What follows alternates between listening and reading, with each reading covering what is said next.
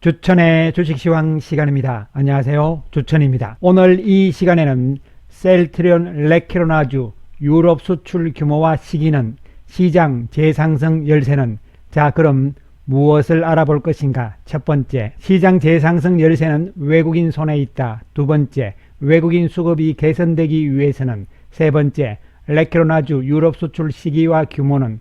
네 번째, 셀트리온 그룹주 대응 전략은. 지난 주말 미국 시장은 좋은 모습, 플러스 1% 이상 상승하는 모습으로 마감이 되었습니다. 다우지수, 나스닥 지수 모두 양봉의 모습을 나타내는 상황이고 경기 회복에 대한 기대감 이런 것이 작용을 했다고 볼 수가 있겠습니다. 미국 시장은 이제 고비를 넘기는 모습으로 해석이 되는 상황이 되고요. 우리 시장은 반면에 오늘 약보합으로 마감이 되는 상황입니다. 양시장 모두 음봉의 모습이 연출이 되면서 모양상으로는 약간 불안정한 상황으로 해석을 할 수가 있는 부분입니다. 하지만 현재의 양시장, 우리 시장의 상황은 박스권에서의 움직임이다. 이런 측면으로 해석이 될 수가 있는 상황이고 외국인들의 수급이 어떻게 나오느냐가 중요한 부분이 될 수가 있겠는데요. 오늘 외국인들 거래소 시장에서는 그나마 489억이긴 하지만 매수로 오랜만에 전환하는 모습이 연출이 되었습니다. 반면에 코스닥 시장은 매도죠. 외국인들 오늘 매수한 종목군들을 보면은 압도적으로 셀트리온 가장 많은 매수가 나타나는 상황이죠. 그렇습니다. 셀트리온은 지난 주말에 이미 이야기가 나온 상황이죠. 레퀴로나주 유럽의 사용 근거가 된 상태고요. 자, 그 다음에 매수한 종목군들을 보면은 삼성 SDI, SK 하이닉스, 포스코, 삼성전자가 오랜만에 들어오죠. 그렇습니다.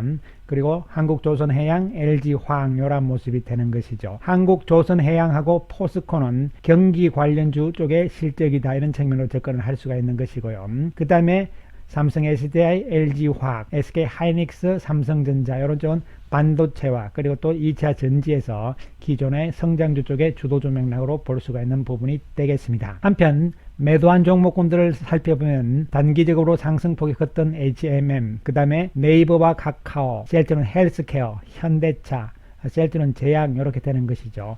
그래서 셀트리온 그룹주는 셀트리온은 매수를 했지만 헬스케어와 제약은 외국인들이 매도하는 모습이 연출이 되었습니다. 이 부분에 대해서는 잠시 후에 설명을 드리기로 하겠습니다. 따라서 현재 지금 외국인들 입장에서는 우리나라 시장에 대해서 어떤 불안감이 있거나 나쁘게 보는 것은 아니다 이런 측면에서 접근을 하셔야 되고, 문제는 아직까지 우리나라 시장의 1분기 실적이라든가 향후의 어떤 실적에 대한 강력한 서프라이즈 이런 개념이 아니라면 아직은 소극적인 움직임을 보여주고 있는 상태라고 해석을 할 수가 있겠습니다. 특히 지수를 추정하는 패시브 자금 쪽에서는 아직은 우리 시장에 적극성을 띠지 않고 있는 상황이다. 그 이유는 지금 미국 시장이 계속적으로 좋은 상황에 나타나고 있기 때문에 우리 쪽으로 또 신흥국 쪽으로 적극성을 띠기보다는 오히려 선진국 시장 쪽에 좀 더 치중하는 이러한 상황으로 해석을 할 수가 있는 부분이 되겠습니다. 어쨌든 간에 외국인 수급 상황은 서서히 좀 변하고 있다는 측면이고 잠시 후에 한번 살펴보기로 하겠습니다. 오늘 종목별로 움직임을 살펴보게 되면 삼성전자가 강보합으로서 여전히 계속적으로 바닥을 좀 다져주는 모습이 연출이 되고 있고, SK 하이닉스는 오늘 뽕이 좀 나오는 모습이잖아요. 그러나 크게 이탈하는 모습은 아니었다 이렇게 볼 수 있고, LG화학과 삼성 SDI 이제 바닥을 확인하면서 다져주는 과정이 나타나고 있는 것이죠. 기간 조정이 조금 나올 것으로 보입니다. 현대차도 좀 처지는 모습이 나왔지만 이제는 어느 정도 바닥을 잡아나는 과정이 진행이 될 수 있을 것으로 예상이 되고, 카카오도 빠졌긴 했지만 아직까지는 추세적으로 괜찮다 이런 측면에서 접근이 될 수가 있겠습니다. 한편 셀트리온 오늘 갭 상승을 해주는 모습이죠. 음봉의 모습이긴 하지만 밑에 꼬리를 많이 단 상태이기 때문에 강력한 모습으로 해석이 될 수 있는 부분이 되겠습니다. 셀트리온은 잠시 후에 상세한 설명을 해드리기로 하겠습니다. 이번 주 중요한 이벤트 여러 가지가 있는데 첫 번째로 화요일날 소비자 기대지수가 발표가 됩니다. 그리고 수요일날은 바이든 대통령의 경기 부양책, 추가적인 경기 부양책이죠. 이 부분에 대한 이야기들이 나올 것으로 보이고, 4월 1일 목요일날 중국의 제조업 PMI 지수가 나옵니다. 우리나라 수출 동향이 나오고, 4월 2일이 상당히 중요합니다. 4월 2일날 나오는 미국의 3월 고용지수, 이 부분이 상당히 중요한 것이죠. 왜 그러냐면은 경기가 본격적으로 살아나기 위해서는 고용이 좋아져야 되거든요. 고용 지표가 상당히 중요한 지표다. 4월 2일 날 일단 미국에서 발표가 됩니다. 크게 나쁠 것은 없다. 이런 측면에서 결과들이 예상을 해볼 수가 있는 부분이 될 수가 있겠습니다. 누누이 강조 말씀을 드렸지만 우리 시장은 여기까지는 박스권에서 등락 과정이 이어질 수밖에 없는 상황이다. 미국의 금리가 지금 다시 1.6%대 7%대 왔다 갔다 하는 상황이잖아요. 이런 상황이 계속 나타나고 있기 때문에 속도 측면에서는 어느 정도 진정이 됐다는 측면이고, 중요한 것은 미국 시장도 그렇고 전 세계적으로도 금리 상승에 대한 이러한 악재는 이미 충분히 면역성이 생겼다는 측면에서 접근을 할 수가 있는 부분이죠. 금리의 안정과 더불어서 이번 주 또 4월로 넘어가잖아요. 이런 상황에서 시장은 완만한 상승세로 나아갈 가능성은 여전히 높아 있는 상황이라고 해석을 할 수가 있겠습니다. 특히 GDP 성장률이 물가 상승률이나 금리보다 더 크게 나오면은 이것은 증시의 상승 추세에 상당히 긍정적이다, 이런 이야기가 되는 것이죠. 그래서 이 빨간색은 미국의 GDP 성장률 빼기 마이너스 물가 상승률 개념이죠. 그 다음에 이 파란색은 역시 GDP 성장률 빼기 금리, 국채 10년물이잖아요. 여기다 플러스가 나오면 좋은 것이죠. 즉, 이 제로선 위에 있다면 다 좋은 것이 되는 것이죠. 최근에 보시면은 전부 다 위에 높게 이렇게 있는 상황이잖아요. 그래서 이런 상황들이 나온다면은 문제가 없다는 측면이고, 그동안 역사적으로 보더라도 이 근처에서 계속 움직였다는 것이죠. 이번에는 바이러스 사태 때문에 이렇게 좀 굴곡이 심한 이러한 상황이 나왔을 뿐이지, 결론적으로 봤을 때는 자연스럽게 과거와 마찬가지로 금리가 올라가면서 물가가 올라가고 또 이렇게 됨으로 인해서 이것은 경기가 좋아지는 과정으로 넘어가는 것이다. 이런 측면에서는 변함이 없다는 측면에서 접근을 하셔야 되고, 외국인들이 우리 시장으로 적극적으로 들어오기 위해서는 실적이 다른 나라에 비해서 우리나라 기업의 실적이 상당히 좋아지면은 당연히 적극성을 띠면서 들어올 수밖에 없는 부분이 되는 것이죠.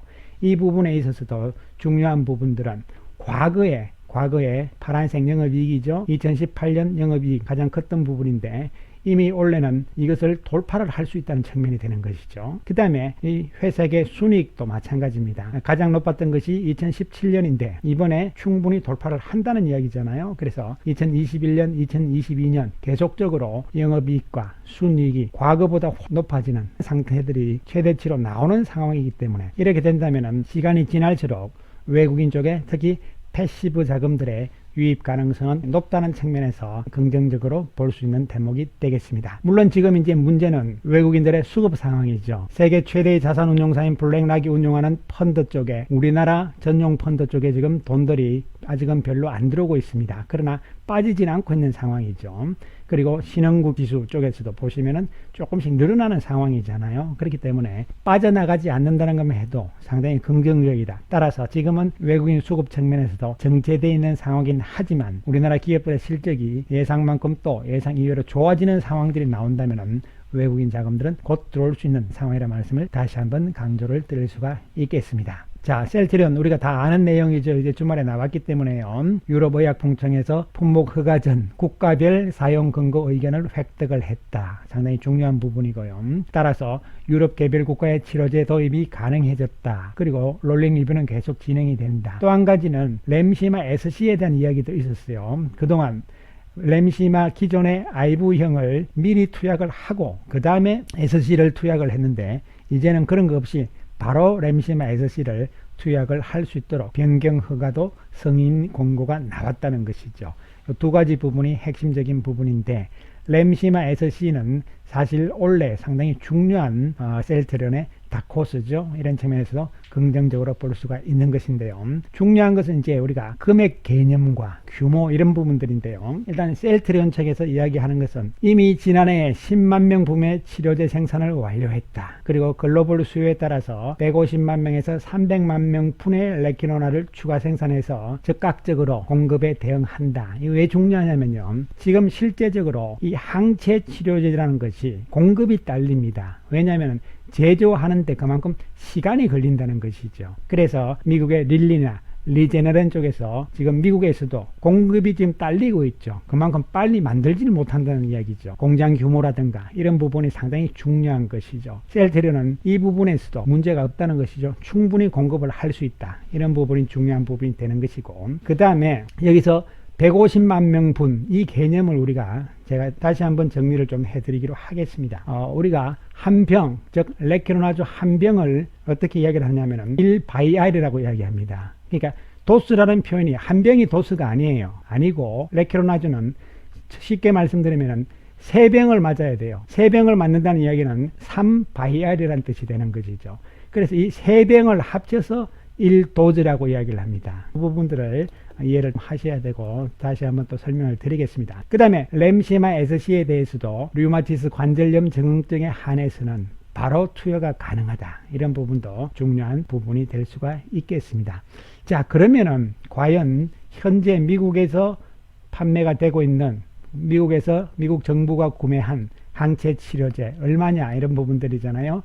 릴리 거는 137.5만원, 병용 투여는 칵테일 기법이잖아요. 요것이 231만원입니다. 그리고 리제네는 것도 165만원, 231만원 이렇게 되어 있거든요. 특히 최근에 계약한 것들이 231만원이에요. 그 금액이 상당히 높아진 것이죠. 여기도 나오지만 도수당 가격은 한 병의 가격이 아닙니다, 여러분. 릴리나 리제네는 2병을 맞아야 돼요. 그렇기 때문에 2병부 가격이란 뜻입니다, 이것이. 그래서 곱하기를 이렇게 규모랑 하시면은 3억 7,500만 달러.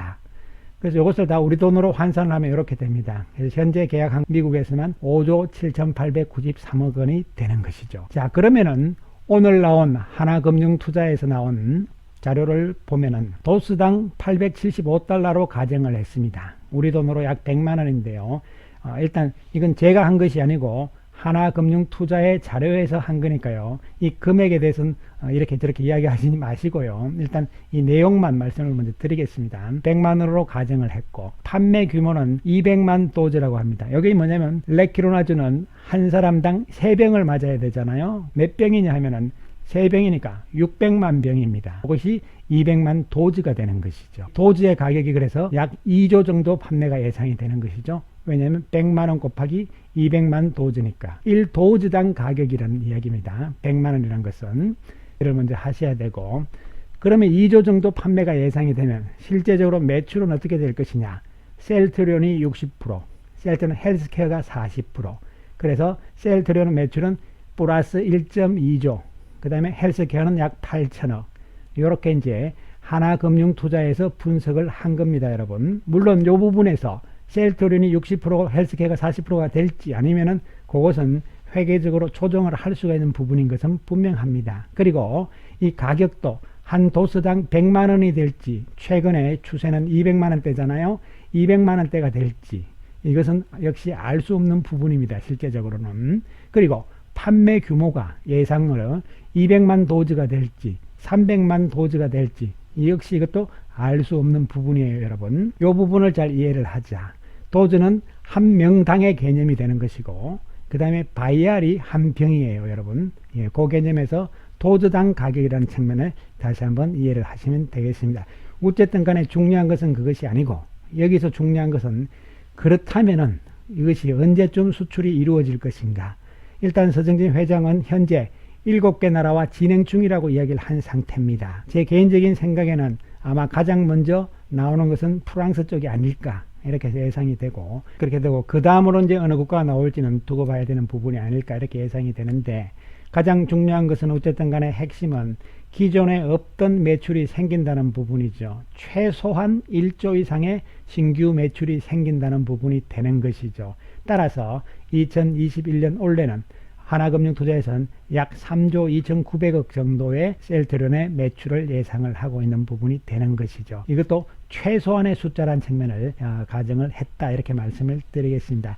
이에 따라서 어쨌든 간에 지금 과정은 어느 국가든 수출 계약 이야기가 나오면서 이 진행이 되느냐 마느냐, 또 계약이 성사가 되느냐, 이 부분이 가장 중요한 재료로 남아있는 상황이고, 이 재료는 상승 모멘텀으로서 지속적으로 살아있는 재료이기 때문에 셀트리온 주가에 계속적으로 상승 모멘텀으로 작용할 가능성이 높다는 것이죠. 따라서 단기적으로 좀 올랐다가 또 조정이 좀 당연히 나오겠죠. 그러나 추세적으로 끝난 것이 아니라 조정을 받은 다음에 또 재상승하고, 이러한 상황으로 충분히 갈 수 있는 여건이다. 이런 측면에서 접근을 할 필요성이 있습니다. 오늘 외국인들이 37만 5천 주잖아요. 셀트리온은. 반면에 헬스케어와 제약은 외국인들이 좀 매도하는 모습이죠. 사실 제약은 이번에 수출권 레케노나주하고는 관계가 없는 부분이죠. 국내 판매니까요. 그런 측면에서 약간 소외가 되지만 결론적으로 따라갈 수는 있다. 이런 측면에서 접근을 하셔야 되고, 헬스케어 셀트리온만큼의 비중이 매출이 안 늘어날 수 있는 부분이기 때문에 약간 처지는 상황이 됐지만, 그러나 결론적으로 두 개는 같은 맥락이다. 이런 측면에서 한편 어떠한 접근이 할 수가 있는 것이죠. 따라서 계속 말씀드렸지만 이번 셀트리온 그룹의 상승 시세는 셀트리온이 가장 먼저 세게 나가면서 그 다음에 헬스케어가 따라오고 마지막으로 제약이 좀 따라올 것이다. 이런 측면에서 이해를 하실 필요성이 있다. 이런 말씀을 강조를 드리고요. 셀트리온 기준으로 제가 34만원에 이 선을 그어드렸잖아요. 그 이 아래에서는 조정이 만약에 나와준다면은 뭐 매수는 전혀 부담 없는 시점이다. 이런 말씀을 다시 한번 강조를 드리고, 보유하고 계신 분들은 조금 더 길게 보유하자. 오늘도 셀트리온 개인 투자 쪽에서 많이 파는 모습이 나오잖아요. 그렇습니다. 조정은 당연히 이제부터는 감소하자. 이러한 측면에서 접근을 해 나가 주시기 바라겠습니다. 감사합니다.